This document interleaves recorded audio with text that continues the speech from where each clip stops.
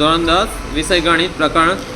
8 ત્રિકોણમિતિનો પરિચય। તેમાં જ આપણે દેખીશું જો tan a + b બરાબર વર્ગમૂળમાં 3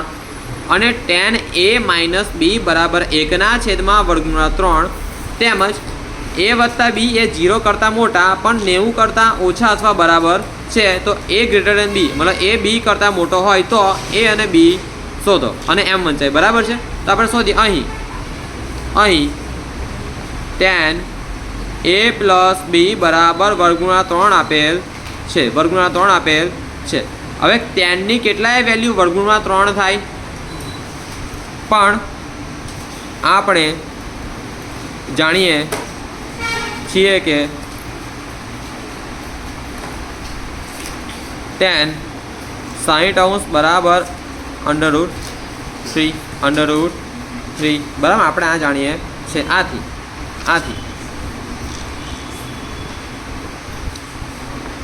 જવા સરખા તો દાબા પણ સરખા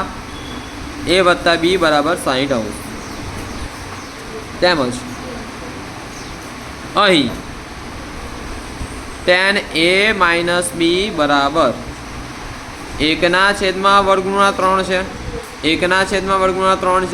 છે ને 1/√3 છે તો tan ની કેટલાય વેલ્યુ 1/√3 થાય કેટલા 30 પણ આપણે જાણીએ છીએ કે tan 30° બરાબર 1/√3 આથી a - b બરાબર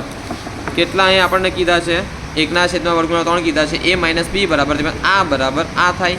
આ બરાબર આ થાય તો આ સમીકરણ 1 છે આ સમીકરણ 2 છે। તમારે કરવાનું શું સમીકરણ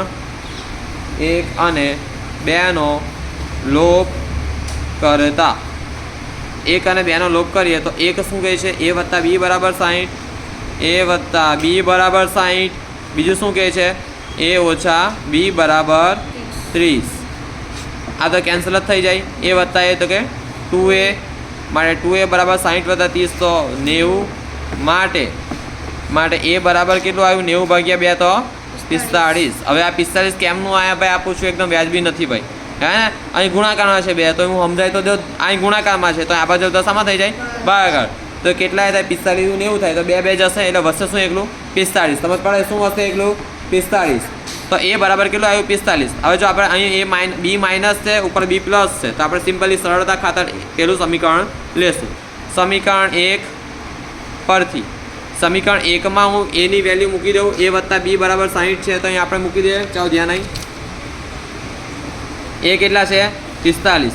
વત્તા b જો તમારે આવું ડિગ્રીમાં લખવાનું હોય ભાઈ દરેક જગ્યાએ ડિગ્રી લખવાનું ભૂલાય ના વત્તા b બરાબર કેટલું છે સમીકરણ 1 માં 60